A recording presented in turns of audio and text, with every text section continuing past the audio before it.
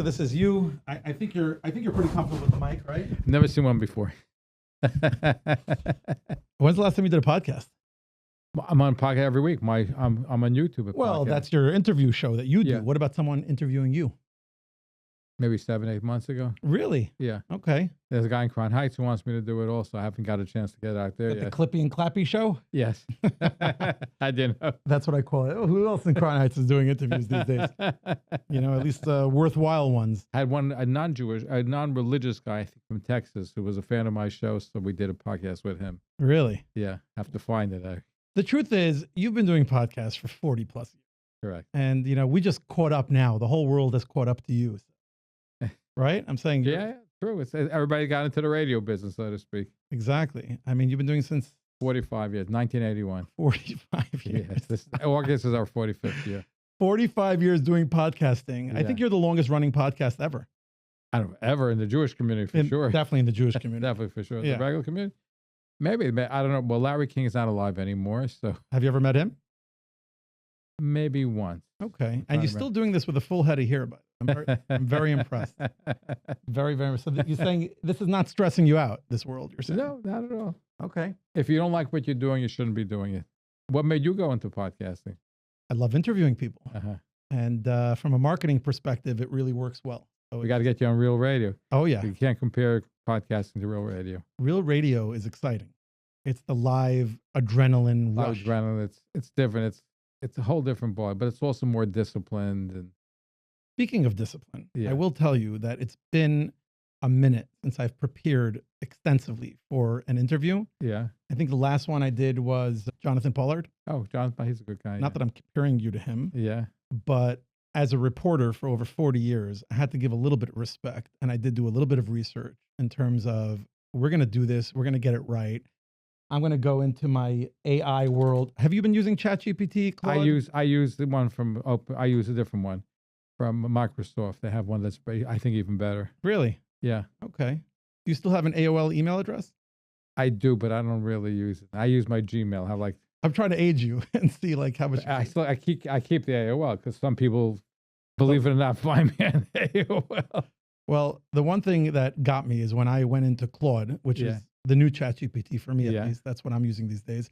And I'm like, okay, tell me about Zev Brenner, who he is, who's he interviewed in the past. And it came up with names like Bill Clinton, Hillary Clinton, Benjamin Netanyahu, Yitzhak Rabin, Shimon Peres, Yitzhak Shamir, Mikhail Gorbachev. Yeah. That's wild. Chuck Schumer, Joe Lieberman. Okay, we're calming down there. And Al Sharpton. Of course. Just to name a few. Uh-huh. Did I name some of your favorite? Yeah. What was your favorite one? Come on. Listen, the toughest challenge was Al Sharpton. Okay. He's very smart. Is he? Very smart. Okay. He's pretty wise. You can't, had him on twice. Once in front of Mendy's restaurant, once in the studio. The first time we had him in the studio, one time in Mendy's restaurant. We had 2 militant Jewish groups outside shouting death to Sharpton.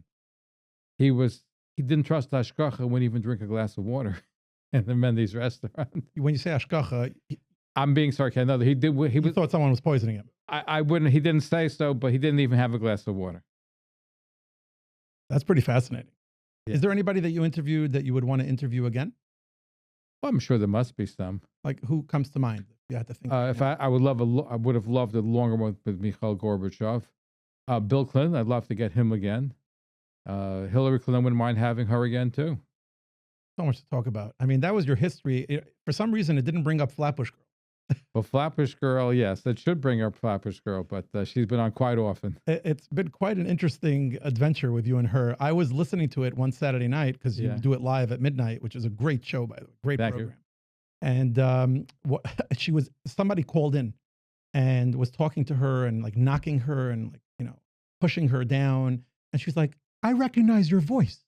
Aren't you the guy that didn't give a get to it as she busted him? You remember that? I remember that. So she listen, there are a lot of people who, whenever she's on, they look to get to her. Wow. No question about that.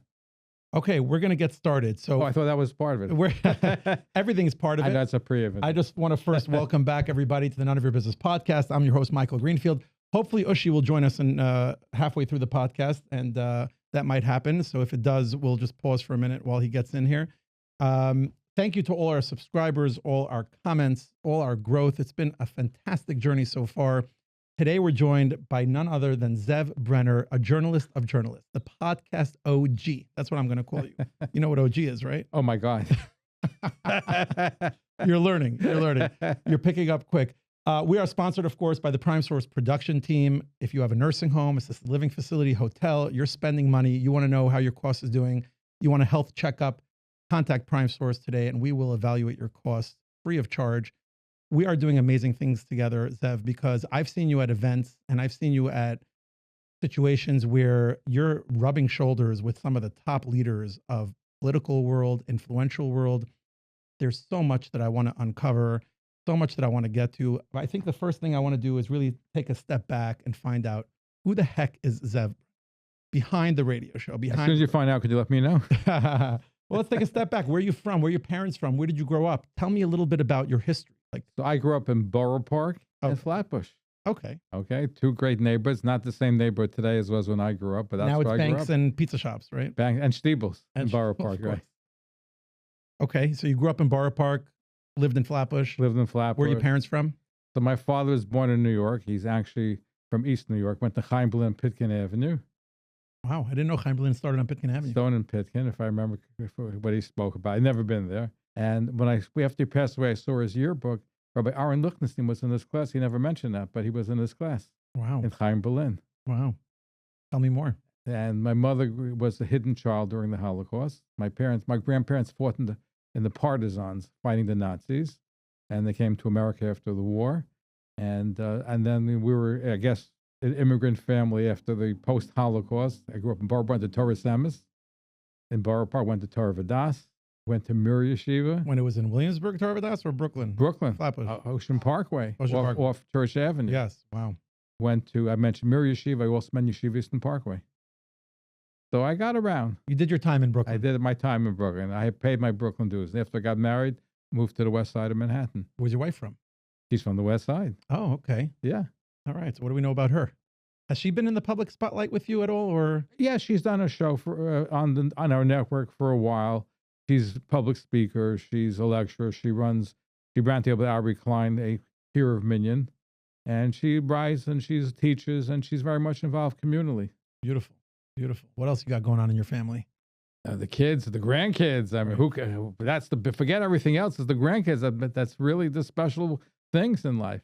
Yeah. So we have 3 grandchildren. Wow. That's what I hear. Little, but yes, but they're amazing. They're amazing. Yeah. I mean, you've been in the spotlight for so long. I mean, ever since you can remember as a child, but take me back to your high school days. What made you want to be a reporter or a journalist? Like, where did that come from? Is that the first thing you did? Just take me back to you as a child and just tell me about just who were you? It's not so much journalism, but I loved radio, even though television was around and I watched TV when I was a kid. But when I used to go to sleep, I used to have the radio. And believe it or not, I used to listen to old-time radio shows. The Shadow and Fibber McGee and Molly, etc. So I always loved radio. And what happened was in 1981, I hooked up with Rabbi Yanko Spivak of Blessed Memory, who's from these parts. He was a radio person. And we decided together to form a radio show called Night Rap.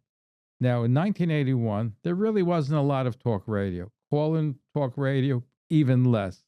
Even Jewish programs. There was WEVD, the station that spoke your language. And most of the programs were Yiddish music from 50 years prior to that. So in 1981, a Christian group called Salem Broadcasting, one of the largest Christian broadcasters in the United States, decided to buy WEVD, 1330 on the AM dial, the station that speaks your language. And what happened was there was an outcry, especially from elderly Jews, because what happened was EVD was moving from AM to FM. But believe it or not, in 1981, a lot of the older folks did not have FM radios, and they didn't like the fact that they protested. So the Christian group, Salem Broadcasting, sold 3 hours every night, Sunday through Thursday, for Jewish groups. And Rabbi Spivak and I got involved with this group. I think it was the World Jewish Broadcasting Group, some name similar to that. And we bought Sunday nights from 10 p.m. till midnight. What'd that cost? For Night Rap. I don't remember the cost, but it was, believe it was hundreds of dollars each week for sure. Yeah. For sure. Yeah. So I had to sell advertising to get the show going. And we were able to get some very interesting guests. I got the mayor of New York at one point. Well, that was a little later on. We got some really wonderful guests. In fact, one of the most memorable moments that I had is, and I love interviewing converts to the present day, in the 45 years that I'm on air, my favorite guests are converts to Judaism. And one of my first guests was a man by the name of Abraham Carmel. He was a teacher, a beloved teacher at the Yeshiva of Flatbush in Brooklyn. He grew up in Ireland, had no connection to Jews, and he went through every religion in the world, and he found Judaism. And he became Abraham, for the father Abraham, and Carmel from Carmel Mountains. And he was a teacher for many years, Yeshiva of Flatbush, never married. And he wrote a book, So Strange My Path. And I have him on as a guest. Now, what's fascinating, that night, the Reverend Jimmy DeYoung, who was the station manager of it was called WNYM. It shifted from WEVD, became NYM, 1330 AM. He's running the board. And here you have a former Catholic. He was, by the way, he was also a former Catholic priest, Abraham Carmel. Here you have this former Catholic priest who is knocking everything that Jimmy DeYoung believes in, and he's running the board. Nothing. He didn't cut us off. Really? He let it go. He let it go. He let it go. That's when you knew. That's when I knew. Even though later on, Jimmy DeYoung became a missionary to the Jews, and we left NYM 1330 at a point in time when we felt we're trying to proselytize to the Jewish community, not in the Jewish programming, but around Jewish programming. So that's when I left and went to an FM station, WNWK, which was originally WHBI, 105.9 FM, and we broadcast there for a number of years. You were always paying for... Always paying for our time. You weren't doing the whole pirated radio thing. No. People have done for a while. The pirate radio station, they've existed, and the truth is you're stealing the airwaves. And I said to some of the rabbis, how could you broadcast on a pirate radio station? You're teaching yosher and righteousness and morality when you're stealing the airwaves from the government. It's like if you put up a sukkah in Central Park, you couldn't do it halakhically. It's not yours. How could you steal the airwaves? Interesting. Take that up with Chabad. I think they have a sukkah there now. They have a sukkah, but they probably get permission for it. Chabad gets the permission for doing it. That's because they invite all the elected officials to come into the sukkah. Smart. They're smart. So in the beginning, what was it for you? What was it that got you excited about it? Well, I was juggling. I was an optician at the same time. You were in an optician. Really? Yes. That's what I trained for. I see, said the blind man. But I was tired of making a spectacle of myself and just in the optical business, so I figured I'd get a bigger platform on radio. But I was juggling at the same time doing radio, running an optical store, selling commercials and having booking guests because I did all that stuff. But I loved the challenge and I enjoyed it. And at one point, I just left the optical field and full time to doing broadcasting. Wow.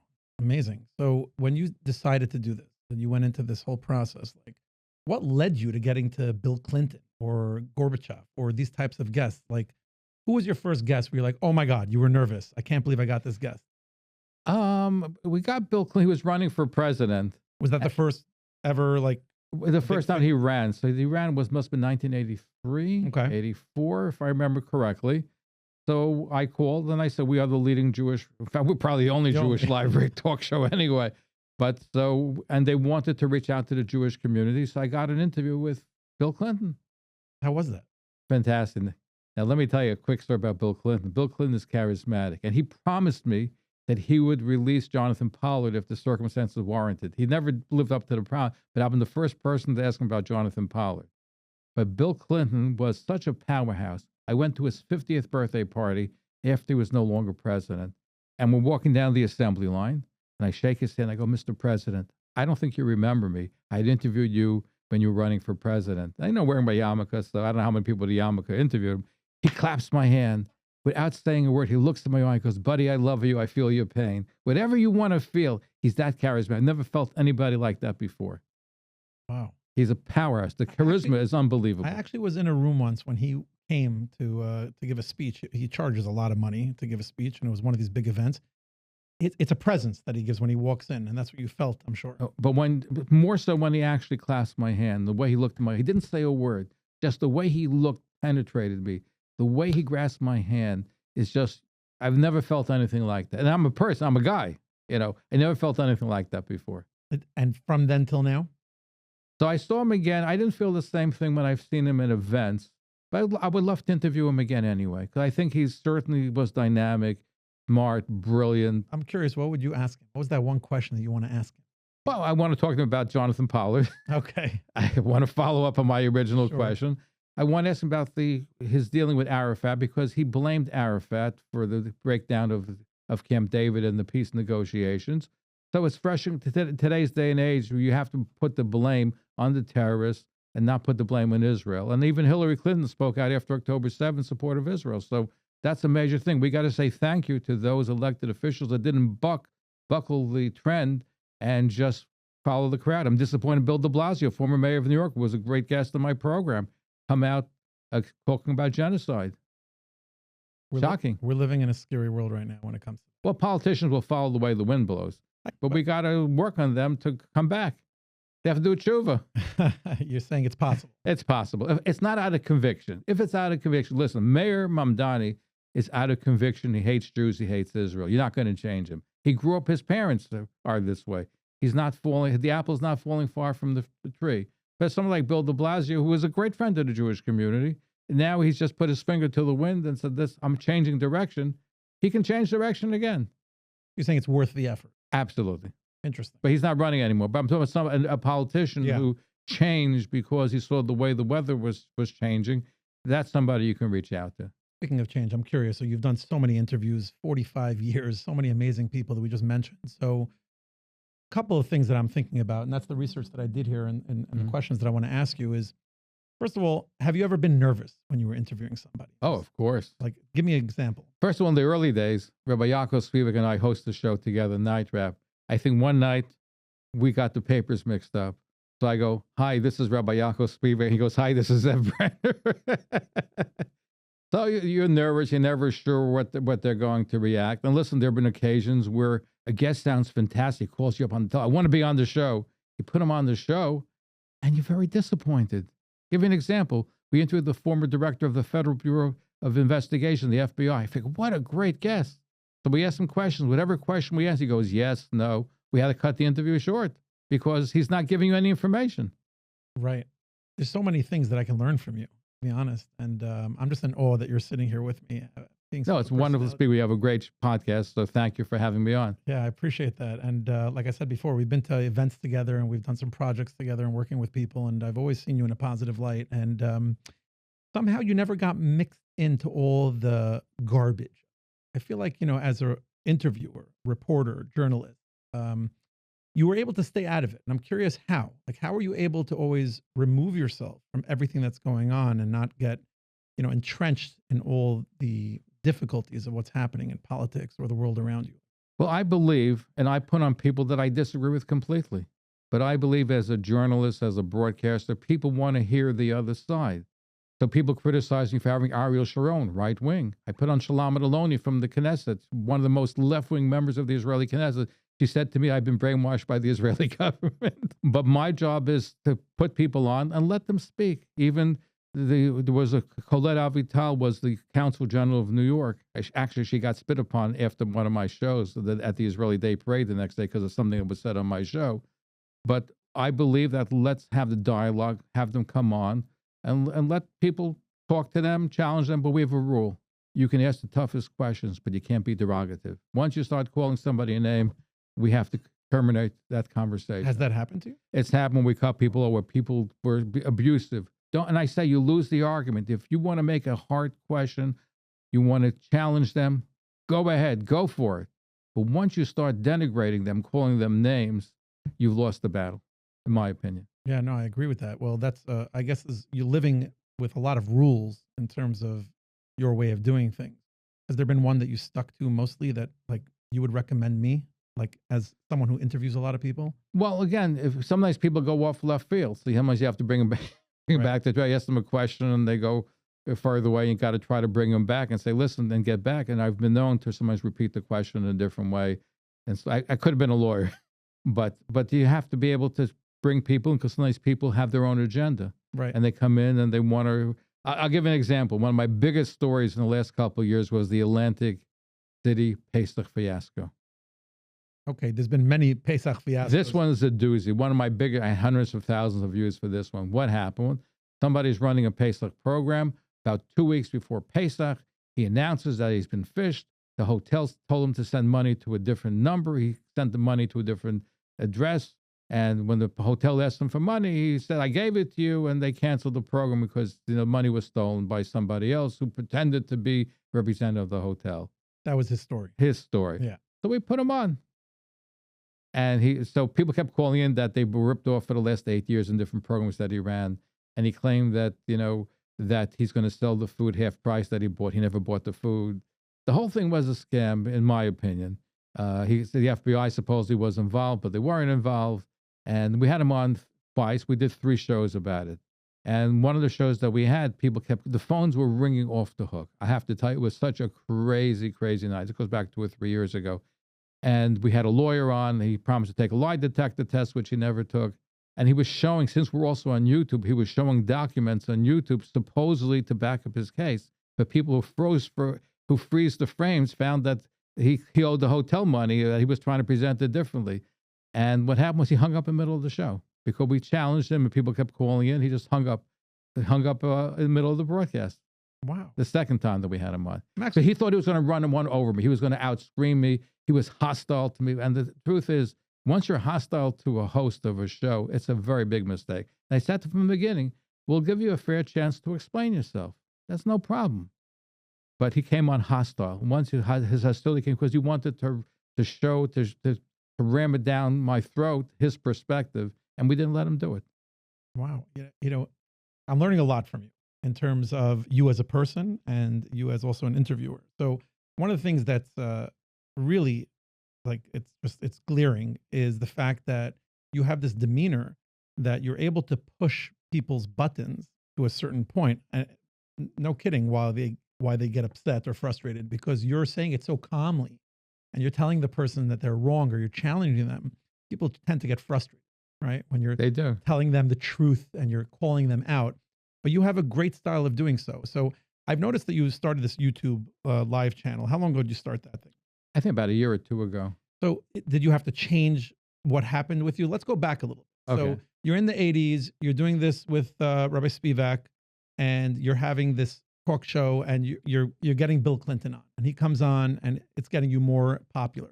Are you able back then? Were you able to see how many people are watching or listening to you? I'm sorry, very hard to, but we got the feedback, and the advertisers got the feedback, and that's the most important. People were selling bootleg copies of the show in Williamsburg. That was a compliment to you. Yeah.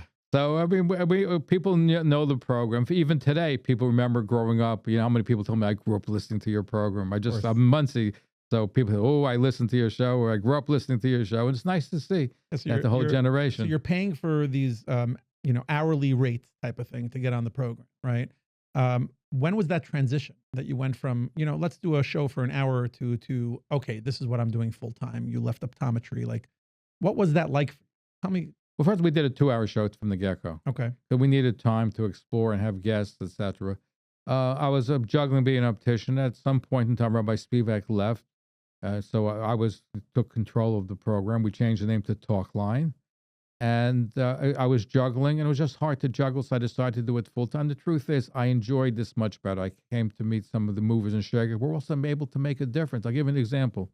Today, we can talk about abuse that goes on, and sexual abuse, and all kinds of things that we never spoke about before.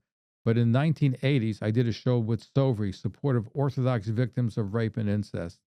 And the next day, the rabbis were calling me, people were calling me, how dare I talk about this subject, talk about it on the radio. And I said, the next day after the show, 35 women called the hotline to get help. If I helped one person, then I did a big thing. You can't have any complaints. And I helped 35 women. That's only after one day. Who knows how many people came afterwards. And that really quieted them, because you got to talk about these things. Today, it's no big deal. It is still a big deal to talk about it as more normative. But even talking about disabilities, when I did a show with Chush, which deals with Jewish disabilities in the 1980s, again, people say, let's not talk about it publicly. I said, why not? Why not help people? Let people know that there's alternatives for them if they're in such a situation. Well, I like that you were a big advocate of the things that people didn't want to talk about. And I know you to be that person for a long time. So when did that transition become normal? What happened over the years? You're saying it was something that was not ever able to. Did somebody make a difference? Did someone come out and say, this is what's going to change in our community, and this is something we need to talk about? Was there a specific person or a case? Well, there's something that's serious in my memory. Is there was again, when I was on the radio with this WNYM 1330, there were other shows that were not connected to me. For example, there was a show at a Rabbi Dr. Abraham Monderwitz dealing Life is for Living. And he was giving therapy on the air and helping people. And I got calls from parents saying to me that he's molesting their kids. So I went to the rabbis. I went to the coach of Borough Park. It doesn't exist anymore. And I said, I'm getting credible reports. I believe these parents. Even though it's not my program, it's not under my umbrella, I believe these parents when they're telling me the kids are being molested. What should I do? And they said, do nothing. We're taking care of it. Did you take care of it? That's how they took care of it. Next thing I know in the paper, he's running off to Israel. The DA of Brooklyn, Elizabeth Holtzman, is looking for him. So that made an impression on me because here I had an opportunity to help people. I'm being told that it's being taken care of. I'm relying on people who are respectable members of the community, and nothing happened. So I decided that we're going to highlight and do things. I'm going to assume that was a pivotal moment, but we're never, even from the get-go, we weren't afraid to tackle topics that were important, that would help people. Did you have a personal experience in your life that made you want to just talk about these things more? No. Like, it's just something that you've heard about a lot. Like, you know, and again, I believe these parents, you'd be surprised, even today, people call me up with the most interesting questions or what they're looking to. And I get reference all the time to put this one on to do this story, this one wronged me, this one did something. It still happens all the time. From Lakewood to Brooklyn, I'm constantly getting that. And I'll pick and choose those that I think will be for the public benefit to talk about it on air. So give me something recently that happened that really affected change. Like you interviewed somebody and you went through something that you were shocked about, and then something happened that changed the dynamic of the story. Well, the Atlantic City story, a lot of people were ripped off over 8 years by this individual. After the show, people didn't want to do business with him. And in fact, he took me to a Bezdin. He sent me as money that I should take down the YouTube video. I should pay him damages, and I should give him an apology. How'd that work out? So I called the Bezdin. I said, listen, I want to do a program about it because there's no document, there's no affidavit of what I did wrong. I should just apologize, give him money for what? I never heard of anything. I want to do a program about this. So they said, hold on, hold your horses. It was dropped within the hour. Because I said, when you send somebody a summons, you got to have a writ of what the offenses are. What offenses did I do? He called me to come on the show. Right. He didn't realize what a good journalist you are. He blames me for what happened, but it's not my fault. I don't think he meant to really defraud the people. I think the program went bad, and he took money from one year to pay the previous year, and he got himself in a hole.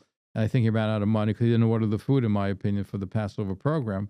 But be honest with the people. I don't think anybody ever means to actually, Well, some people mean to steal. Yeah, absolutely. They're scam. Listen, I've done some programs on Ponzi schemes. Yeah, Ponzi schemes. Where their brain is, that's what they want to do. They know they're taking the money from people, not investing it, and they're stealing it. That's some very smart people. I was giving false hope to the world that most people don't start off doing that. I don't think in this case of the Pesach program and some of the fiascos we covered that they meant to do any harm. But in the case of Ponzi schemes, they meant to do harm in most of the cases. So I used to do this thing called ChatGPT said what about the person, but being that most people know who you are and we've covered a lot of your background, I first of all, I moved to Claude. So I know you're a Microsoft fan, but Claude has been kicking butt. And Claude said to ask what? That's my new segment. And so you said the FBI. So it brings up something here. And you tell me how accurate this is. The FBI corruption sting in one of the strangest stories in Jewish media. The FBI and the U.S. Attorney's Office used your radio program as part of an undercover political corruption investigation involving New York politicians. The FBI never got in touch with me. The FBI never contacted. But what happened was somebody came over to me. He wanted to do a weekly program. We set him up and he put up with, but he had a lot of elected officials on the air and he gave money to elected officials, but he did this sting operation, but he used a radio show, I guess, to curry favor with some of these elected officials. But I really read about it. When I read about it, I was surprised because I had no idea. I see. Okay. Next question that it's telling me to ask, which is a good one also, is have you had your opinion change on somebody where, you mentioned earlier the ex-FBI director came in, you thought it was going to be amazing, and then it was a woozy. What about someone coming in that you thought was not going to be amazing, and then it was it surprised you? Or you had an opinion on something and someone came and you changed your opinion. Did that ever that happen? It must have happened, but sometimes you think a guest is going to be okay and turn out to be a spectacular guest. And so you think a guest is going to be spectacular and seducing. Right. So that happens. That happens. Right. I mean, I had a rabbi called me from Queens. I won't mention his name. He says to me, I want to come on the air and I want to say that violence, Jewish Defense League, is usher, forbidden from the Torah law. Ooh. I go, fantastic. You got the money. You mean to join the JDL? To join the JDL, be part of JDL. This is more in the waning days. Yeah. But, I said, fantastic. Come on. I say, Rabbi, what do you say about this? He refused to take a position. It was so bad. A non-Jew called the radio show and said, Rabbi means teacher. What's your opinion? But before the show, gung-ho, I'm going to come in, I'm going to, scream and yell, basically knock him. And then he just didn't want to take an opinion. And then he folded. Yeah. I'm looking at all the people that I listed before. So, Al Sharpton was a big one. You mentioned that he was afraid to drink and eat. But, I mean, Gorbachev? How did that happen? He was at an event, and they introduced me to Gorbachev. I was able to interview him maybe 5 or 10 minutes. So it was great, fascinating. I found him to be a very interesting personality. What did you learn from him? And that's what I learned, just being in his presence, somebody who changed the course of history. So I don't think he said anything meaningful, but at the same time, just being in his presence, talking to him, I think was a major thing. I enjoyed it immensely. Is there a specific guest that you're going after now that you can't get yet? I'm looking to get Jesse Jackson's daughter, who just converted to Judaism. Oh, that's a good one. I like that. Yes, I'm working on that now. Okay, maybe we should team up on that. I have some connections to the Jackson family. Which Jackson film? Not the Jackson 5. I'm not Jackson. No. I'm joking. I have no connections there. Speaking of connections, what's your favorite place to go to in New York, Brooklyn? Like you must have a place where you have your enjoyable sandwich or a restaurant.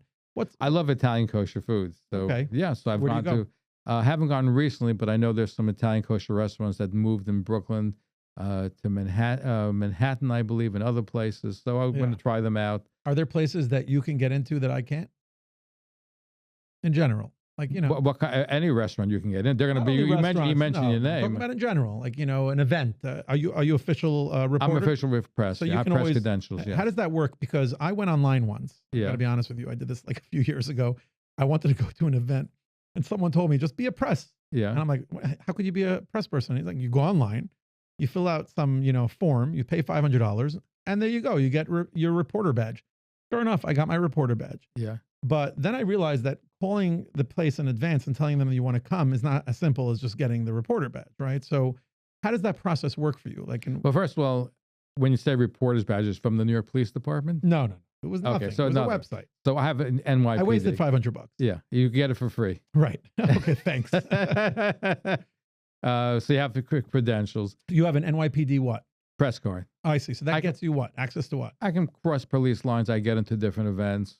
Interesting. And I cross police lines. I go to Israeli Day Parade or I go to different events where you put police. So you're able to cross the lines. So this is a New York City Police Department reporter card? What is it?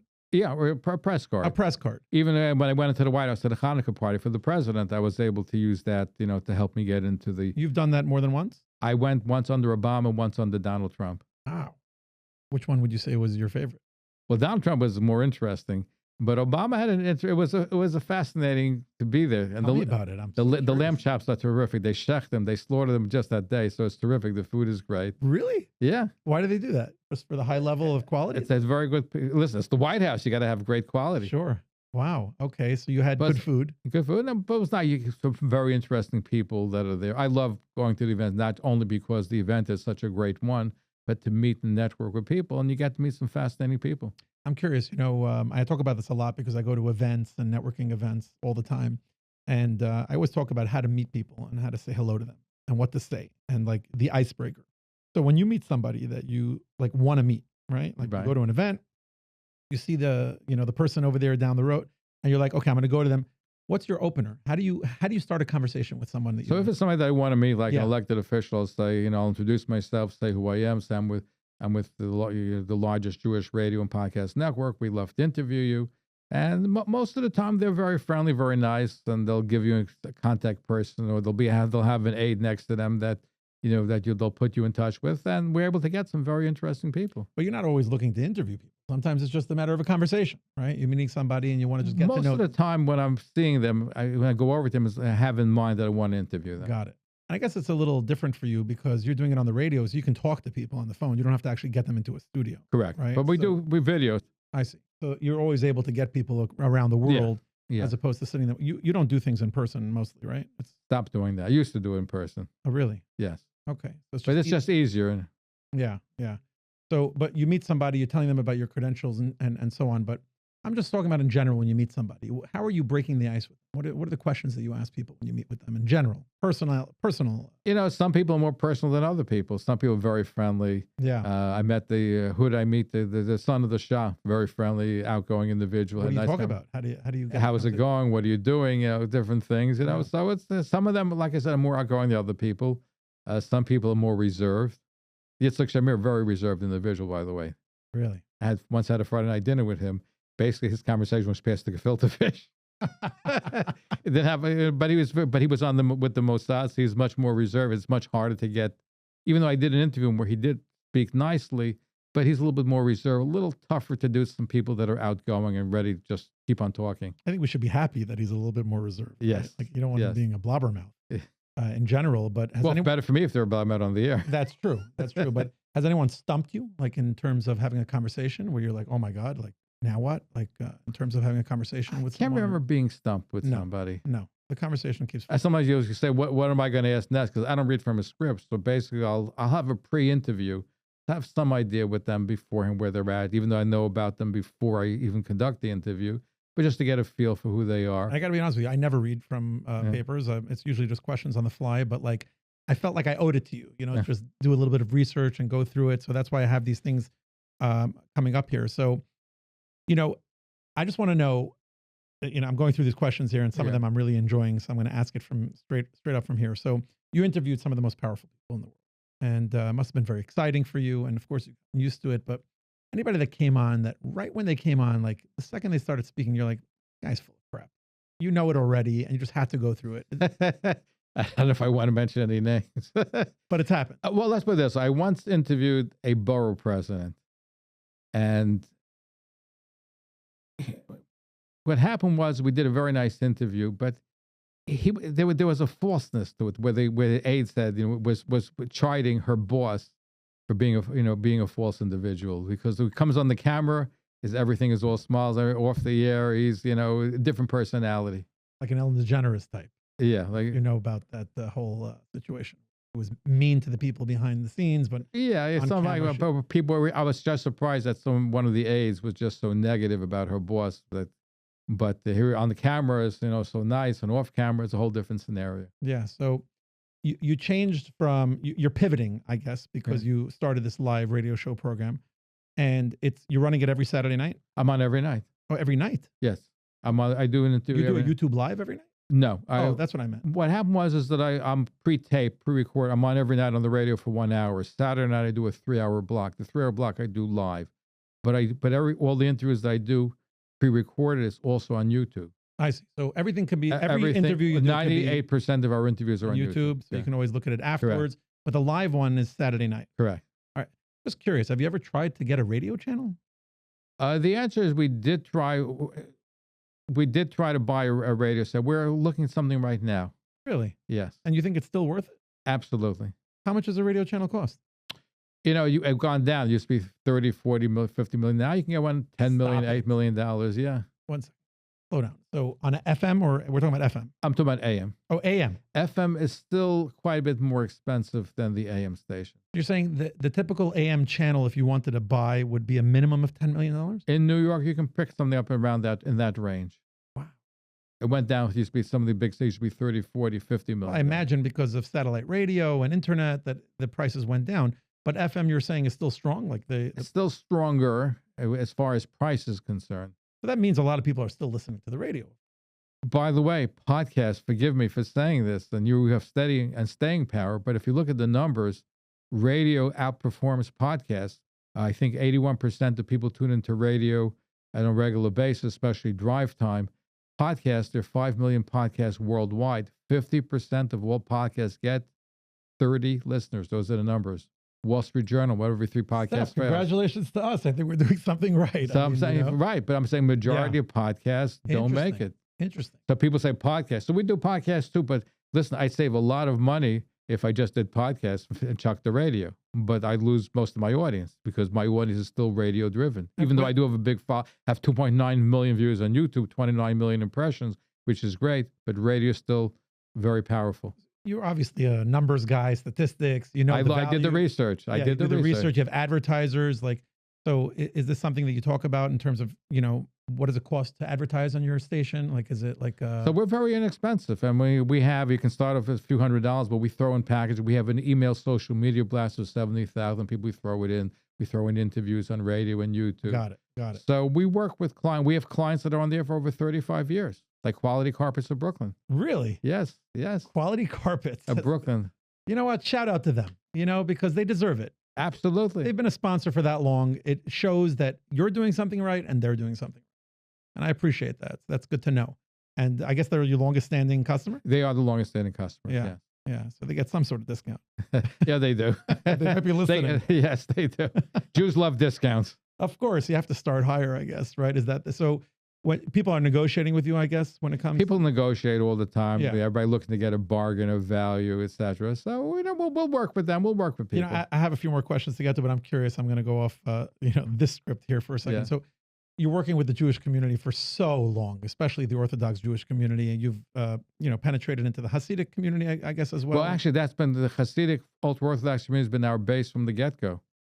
So we have a big following of the modern Orthodox community, but the Borough Parks, the Flatbush, the Williamsburg, Crown Heights, Far Rockaway, Muncie, Monroe, these areas have been our stronghold since the beginning. What have you learned about us? Take a moment, think about this question. What have you learned about our community? What has these 45 years of interviewing all these powerful people and talking to people every single day? I mean, you must have learned a lot, but what stands out that you've seen? Okay, the Jewish community in our world has taught me X. What would that be? Well, first of all, the chesed that exists in our community is legendary. I love that you're starting off with that. And you see that, whether it's Hatzalah, whether it's Shomer protecting the community, Shmira, people who drop whatever they're doing to run out to help somebody, Chaverim, Misaskim, helping with the burial. And I've called these groups to help people all the time. Like I said, people call me with all kinds of questions. Where do they go? And I'll refer them to Hatzalah or to Misaskim. And I've called up and said, help this person. They're dealing with a situation. So that's a tremendous thing. That's only grown in the last 45 years. Beautiful. Even I mentioned Chush before, helping Jewish disabilities. That's mushroom, where today it's much more open and there's much more services that are available to the frum individual. Helping parents, Camp Hask. Look at what's going on throughout the community. It's such an important thing. So that's a great value.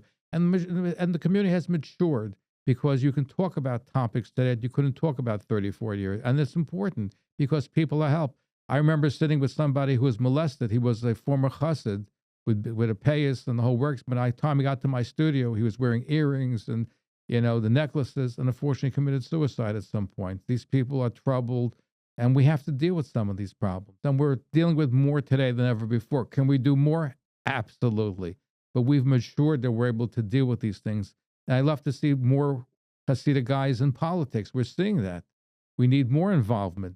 People complain you don't like the mayor of New York, you don't like this person running for office. Do something about it. Not only vote, but have qualified religious individuals run for office. So true, by the way. I went today to Nassau County and I visited someone who's wrongfully imprisoned in jail. And it was a sad story just to be there with him. And he was literally telling me this, crying. He said, why aren't more Jews in power or in politics that we can talk to? I have no one to talk to. And it was very, very sad. And I was thinking about it today. And yes, you're absolutely right. We've had Aaron Weeder on here before, who's, obviously a big, powerful individual. I joke when he has to run for mayor of New York. That'll be fun. That'll be fun. I'm afraid that Mamdani's been picking up votes with all the crazy things he's been doing. So I'm not sure. At the end of the day, I don't know. You have hopes? You have good hopes? Oh, well, listen, let's be honest. Mamdani is a charismatic individual. But why did he win the election? You have to analyze. First of all, a lot of people, including the Jewish community, did not vote. I remember women call me up from Borough Park in the area and say they can't vote for Cuomo because of the nursing home thing. I said, but you're going to get somebody worse. But they just couldn't pull the lever for him. We had a small amount of Jews that came out to vote. But Mamdani ran one of the best campaigns in New York political history.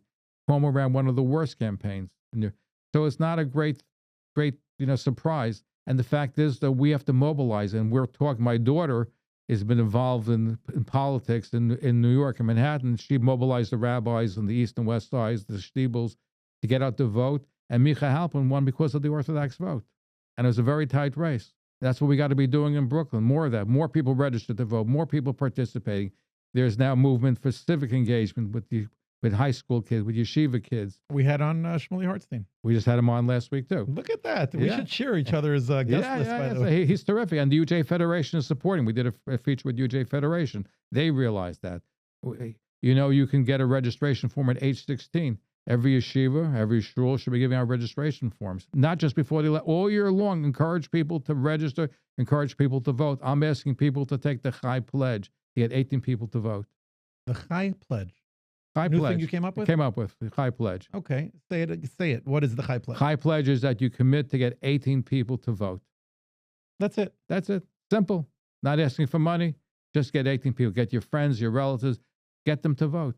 I like that, and it's very positive what I'm hearing from in terms of the chesed that's going on, and not enough people speak about it, but the amount of let's people talking about education. They want to investigate education. I go to the Stockmer Expo, to the Bubba Expo, the Chabad Expo. You see thousands of Hasidim who don't have a college education that are doing very well in business, and that should be highlighted more. So while New York, I don't believe government should be involved so heavily in the community in different ways, including in the educational sphere. Right. And I appreciate that perspective and that answer. Before I move on to the next thing, anything else that it's taught you? Because you're saying a lot of positive things, and I'm curious if there's any negative things that we need to learn from. Well, I think even abuse, we got to do more. We got to help people more. We got to be more involved. We have to have coalitions with other groups, the Hispanic community, the Black community, the Chinese community is growing faster. I'm not sure what you mean. We have to form a getting them all involved as a together as a block coalition to work together to support Israel, to support their cause. They're into jail reform, prison reform. We have to be into that. I see. So that's something we have to work together. I've interviewed African-American legislators who want to support Israel. And the big interesting thing, which we did a program upon, there are more people in the world that love Jews than hate Jews. We think that they're more anti-Semites. Yes, they're powerful anti-Semites, the Tucker Carlsons, you name a whole bunch of them, the Mamdanis. But there are lots of people, Muslims and Christians and other groups that love Israel, love Jews, and we have to work with them. But we tend to sometimes focus on the negative. We should look at the positive. There are lots of, and I come across them, and we put them on the air. Like that, I have a lot of guests. If you go to our YouTube, you'll see a lot of guests who are not Jewish, whether from Iran or from Kuwait or other places, that love Jews, love Israel. It's just that the antis are making more noise. They make noise, and we tend to focus on that, which we have to do. We have to be wary of it. But at the same time, we have to acknowledge and realize we have to make friends with those that love us and support us. Agreed. You ever take your kippah off? No. As a stance? As a stance, we're on the air? General. No, I'm saying when you go to an event or a place where you were nervous or you want to... No, but sometimes I'll wear a cap. And I'll tell you honestly, on the subways today, I'll wear a cap. I won't always wear a yarmulke. I'll wear a cap. Because you are genuinely nervous. The only time that I actually got not so much attacked, I'm on the subway platform wearing a yarmulke, and across the platform somebody throws a bottle of water at me. Never happened before. That's because I'm wearing a yarmulke. So I'm cognizant of that. So sometimes I'll wear a cap. Got it. You're saying in New York City specifically? In New York City, yeah. Yeah. Not so much in Nassau County. Right. So, but you live there? Is that where you live? I'm in Lido Beach most of the time. Oh, nice. Okay. And where do you travel to then? Do you leave? Do you go out? I'm all the time. I'm going to events all the time. No, I'm talking about out of New York. I'm talking about, further out, like different countries. I was supposed to go to the UAE for Pesach. Oh, okay. But because of the war, I didn't make it there. I was in China. We did a broadcast from China for Pesach one year. Is there a place where you're hoping to go to? I'd love to go to Japan. Japan? Yeah, Japan, Korea, South Korea. I'd be interested too. What are you going to do there? Oh, they love Israel. They study the Talmud, the Gemara. They're really intoxicated with that. And it'd be fascinating to see. I love China. I wouldn't go back to China, but I love China. It was very I didn't know that, by the way, about South Korea. That's pretty interesting. They venerate the Talmud. And when you say they, you're saying the community, the people, not Jews. Really? So who would you interview if you went there? Like, what would you look to? I'm sure there's a Jewish community there. Right. Find the Jewish community and do some interviews. Yeah. See what it's like there. Yeah. Interesting. That is actually interesting. I love to travel, so I wouldn't mind going there. Israel? Israel, I'd love to. Sure, that's without saying. You go a lot? Haven't had a chance to go in the last couple of years, but I'm planning to go again. Okay. I want to try to make sure I'm there when you're there, because the people that you rub shoulders with, I want to meet. And it's interesting. We actually have a very nice studio in Israel. So when you get there, yeah, very nice. Someone you want to interview. We're getting a lot more guests from Israel, prominent guests from Israel. I'm supposed to interview the wife of Eli Cohen, the spy for Israel. His widow was in the 90s, so we're supposed to have an interview with her. Wow. Do you remember in the show, or I mean, the history, where he told the Syrian army where to plant the trees? Right. Right. And he's like, oh, give yourself some shade. Right. There's an actual spot that you can go hiking now in Israel and see it. You see where all the trees are. It's something. Well, he was a tremendous advocate for Israel. What he did he saved the country. But he did help in the 1967 Six-Day War. Yeah. Sacha Baron Cohen, by the way, nailed it. He's somebody I'd like to interview also. Oh my God! If you get him, you got to give me. He's a little religious. He celebrates Friday nights. He has a shtickle Yiddish guy. Yes. Okay, so he's one that you're trying to go after. Anyone else that you're thinking about? Like, you said Jesse Jackson's daughter. Who else is on your mind? Oh, I haven't had a chance to work on it. The President Trump would love to have on. He'd be a great guest to have on. Okay. What would you ask President Trump? I would ask him. I would focus on the Jewish angle. All Jewish stuff. Pretty much, like but like having what it's like to have Orthodox grandkids. So you involve and go to the holiday events. I tend to ask the Jewish question. I interviewed Ed Asner, the famous movie. Have you ever heard of Ed Asner? No. Mary Tyler Moore. He's a great movie actor. Sure. He grew up Orthodox. Okay. Then he turned to be completely left-wing, secular. So when I interviewed him, he didn't even remember. He doesn't know what Hanukkah is, doesn't celebrate Hanukkah. And then I asked him about his bar mitzvah. You remember your bar mitzvah? He goes, no. And then he goes, Baruch Hu es Hashem HaMavorach. And then he says to me, why are you asking me all the Jewish stuff? Why didn't he ask me about Mary Tyler Moore?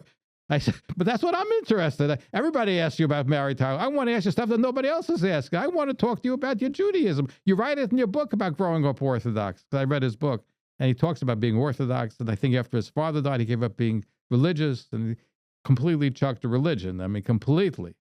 You have some people that still have a pintle yid, and it didn't. Well, it still exists. He still said Baruch Hu. Right. I don't think he thought about it in 50 years. Jews we'd love to interview. I mean, there's a lot of them, right? Yeah. So have you ever interviewed Howard Stern? No, but Howard Stern made fun of us in one of his programs. Ooh, that's like a compliment. Yeah. What did he say? What happened was we were at NWK 105.9 FM, and the time we remember we left 13:30 a.m. because of the missionary activity, but there was a Jewish group that was on the radio there. So they were jealous of us. So we invited Mayor Edward Koch to be on the show. So he's scheduled, I think, for 7 o'clock at night. And then we get a call about 50 minutes before showtime, or maybe we were on the air even, saying that the mayor's been delayed. So we announced on the radio, we were on the air. We announced on the radio, the mayor's been delayed. We expect the mayor on. Then we get another call 10 minutes later from Mr. Brown saying there's a group of Hasidic protesters outside the studio, and he's not able to get into the studio. The whole thing was a hoax. There was somebody who knew my routine and just called when he heard that we had the mayor on call to cancel the mayor's visit. So I said, God, we got some media attention. I think Howard Stern did. Is he someone you would want to interview? Yeah, I would put Howard Stern on. You're saying it seems like you get fascinated by just Jewish people in general that are not completely, part of our community, but they're Jewish. That you want to interview them. Abuse cases and very unique cases. Converts. I do a ton of converts. Yeah. What do converts tell you that's fascinating? Why they would want to become a Jew. Okay. That's fascinating. And each one has stories. I interviewed somebody from Kuwait. His father was a supporter of Yasser Arafat, a crony of his. Today he's an Orthodox Jew living in Israel. Or there's a woman who's in the process of converting to Judaism, grew up in Lebanon. Her father was Shiite, her mother a Sunni. And she hated Jews, and she goes to France, and she comes across Jews, and they're nice to her. And today she was an atheist. Today she's an Orthodox Jew practically, almost finished her conversion, living in Israel. There are tons of stories like that, wonderful stories. They're inspiration for our kids, because kids go off the derech, and I covered OTD as well, people who leave Judaism. But if they would realize and hear these stories of some of these people who gave up a lot to become a Jew. We interviewed the Prince of Swaziland. He's as dark as they come. And he gave up the kingdom. He was disinherited by the king to become an Orthodox Jew.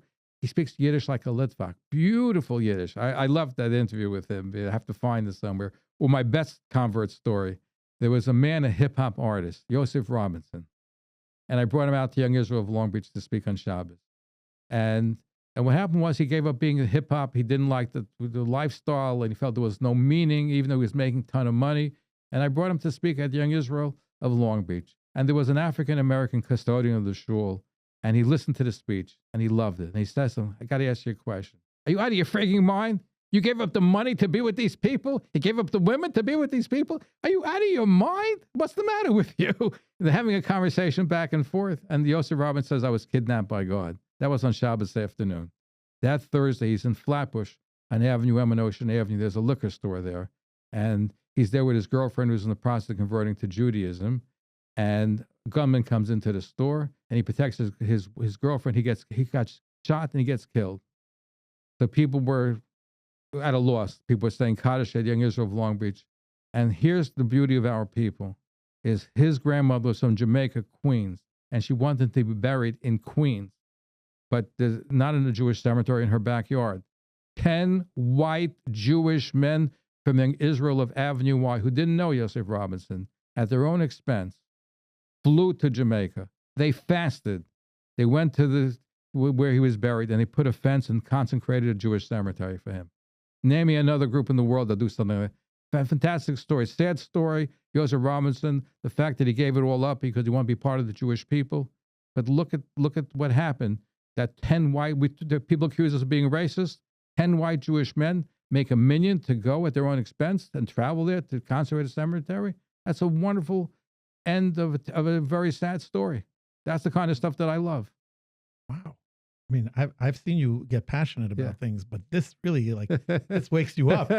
I really love that. It's a wonderful story. It happened in the summertime also. It was either July or August. So his yard side. You said he was in Jamaica, Queens, or in Jamaica? No, Jamaica, the country. Jamaica, the country. You mentioned Jamaica. No, Queens. Jamaica, okay, the country. Jamaica, the country. I'm like, oh, Jamaica, the country. Yeah. Wow. Yeah. That's amazing. That is a fascinating story. I'm sure you have so many more. We have to wrap up soon because I'll leave with this one story. One of my. I'm not letting you leave so fast. Okay. 2 more minutes, but go ahead. Neturei Karta fascinates me. Boy. The anti-Zionist group. Have you interviewed any of them? I've interviewed them over the course of time. Rabbi Moshe Hirsch was the original one. He either went to Chaim Berlin or went to Torvadas. I can't remember. And he came on my show pretty often. I once interviewed him, and he's very soft-spoken, how Israel is doing terrible things. And I gave him a grilling, and that's where I get impassioned with Neturei Karta. And people criticize me, how are you so tough on this wonderful-looking rabbi? This was on TV. His wonder white beard, so soft-spoken. But we've had others. We had somebody by the name of Chaim C. Freiman. He went to Yeshiva University. He speaks English. Most of Neturei Karta, the English doesn't exist. The grammar doesn't exist. He was their spokesman. He wrote the documents for the United Nations, for the NGOs. And he came on my show. I invited Rabbi Yisroel Weiss, who's the head of the Neturei Karta, to come on my show, and they ruled I'm too Zionist for them. He can't come on. I'm a Zionist, and I am a Zionist. I'm proudly will proclaim that. So he won't come on the show, but Chaim Tzvi Freiman comes on the show because there are different factions in the Neturei Karta, and Rabbi Weiss didn't want him to come on the show, but his rabbi said he can come on the show. So we have him on the show, and who calls into the program? Rabbi Weiss, not to attack me, but to attack Chaim Tzvi Freiman. So I got a chance to really go after Rabbi Weiss. So there was a split in the Neturei Karta after that because of me, which I'm proud of. But where I'm the most proud is about 20 or 15 years ago, Rabbi Moshe Aryeh Friedman calls me from Vienna. He claimed to be the chief rabbi of Vienna at one point. At his kid's bar mitzvah, he had neo-Nazis and other Jew haters at his kid's bar mitzvah. And he brought the Neturei Karta to the Holocaust-denying conference in Tehran. They had a conference in Iran denouncing the Holocaust. And he brought the Neturei Karta there. So I got a call from him. He wants to come on my show. So I said, you know what? Come on the show. Comes on the show. People are screaming and yelling. Oh, my goodness. The Holocaust survivor calling it. It's like mayhem. So after a couple of hours, I finally got him to denounce Yasser Arafat, Hamas, all these Hezbollah, all these terrorist groups. He wouldn't denounce Iran because he said Iran is, I figured they were going to pay him big money to become the chief rabbi, and that's mucho dineros. The second time I had him on, I got him to denounce Iran. I got him to denounce the Neturei Karta. I proclaimed him a Zionist. I called the consul, got him to Israel. He shouldn't be arrested. Now, the story doesn't end there with him because he's one of my most fascinating guests because he lived in Belgium and he got into a fight with the Belzer Hasidim. They wouldn't let his boys go to the yeshiva. So what does he do? He enrolls his boys in the Beis Yaakov because they take government money. They can't discriminate. He gets to the kids get to school. He wants them to go swimming. They cancel the swimming classes. I just had him on this past Saturday night. He's fighting in Belgium with the community. He got 3 molim to be indicted, to be arrested for performing mitzvah b'peh. So now I just had him on this past week. I'm getting such feedback. I have the leaders of the Belgian Jewish community coming on to counter him this coming week. That's exciting stuff, by the way. You can't make this stuff up. That's amazing. I mean, I have to say, as a proud Jew, I'm proud of you and what you're doing, and I thank you for all the work that you're doing on behalf of our entire community. Over 4 decades of speaking the truth, asking for the truth, pushing for the truth, and really making us look good in the world of public social media, et cetera. So thank you so much for what you're doing, Zev. I'm going to ask you 1 or 2 more questions before I ask you to get out of here. First of all, do you have any questions for me? I'd just like to ask that. What made you decide to go be a podcaster? Well, people ask me that a lot, and it used to be the answer is a marketing thing, and that's how it started. But honestly, I'm on a growth. I just want to. I'm looking to grow in life. So I find that when we have these type of discussions with people, it helps me grow, and I know that 10,000 people who are listening to our podcast are growing with us. So it's just part of growth. That's my new answer. It was a marketing thing, but it just became part of my growth, which I appreciate. Do you have any advice for me? Advice is if you have to stick to it. You have to stick to a schedule. Because in my opinion, why do most podcasts fail? 1 week they're doing an hour show. Next week they're doing a half hour. Then skip a week. Come back, do 15 minutes. Skip another week. There's no consistency. Radio is disciplined. So aside from the fact that, especially on a local community, there's nothing like radio. Podcasts are great, and I get people watching me in Lebanon. I even have in Iran. I get some nice viewers, and I see from Iran when I look at where they're watching sometimes. Fantastic. But you know what? I want to reach the Jewish community of the New York, New Jersey, Connecticut. That's my main goal. Well, you'll be proud of me, and you can look at that camera when you say this. Yeah. None of Your Business podcast weekly at 5 p.m. every single week. Terrific. That's good. Consistency is great. It's so important. You got to be consistent. Check out None of Your Business podcast. Come on, let me hear you say it. None of Your Business podcast. Check it out. Watch it. Consistency is the key. That's why he's going to have, Michael, you're going to have longevity because of that. Because of that. And again, just as long as you're excited by it, you have a passion for it. You have to have a passion for it. If you don't have a passion, we're just doing, everybody's doing a podcast. I'm going to do a podcast. I got to be honest you got to love it. Your passion for converts, your passion for attacking the challenges, my passion for growth and hearing about people's stories. One of the things the None of Your Business name stands for is we don't want to know just about your business. We want to know about who you are, the person behind the business. And this has been amazing. You have so many guests that I want to tap into, by the way. But if you had to pick one that would be a good guest for us, who would that be? You like converts? I actually do. So we'll get you some good I just interviewed a person from Texas. His name is Joe Buchanan.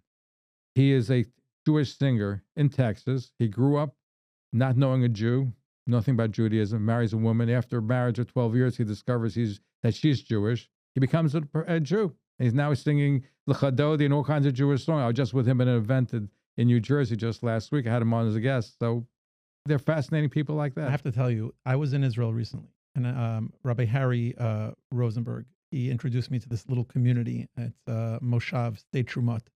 And we went there, and I met a guy, Davidi. He was a sniper in the army.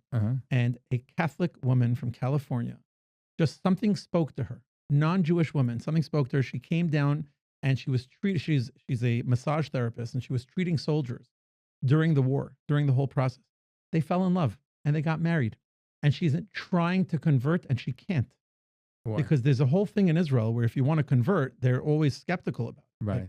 So she's in the middle of that process, and I just visited her. When we're in Israel, we're going to go visit her together. Absolutely, because I believe we should be encouraging the people want to. I don't care if it's for marriage, because sometimes the old joke is where a person says, don't go out with a Jewish girl, and the person goes out with a non-Jewish girl, and she becomes Jewish, becomes religious. He becomes very religious, and his father says, "I told you not to marry a non-Jewish girl."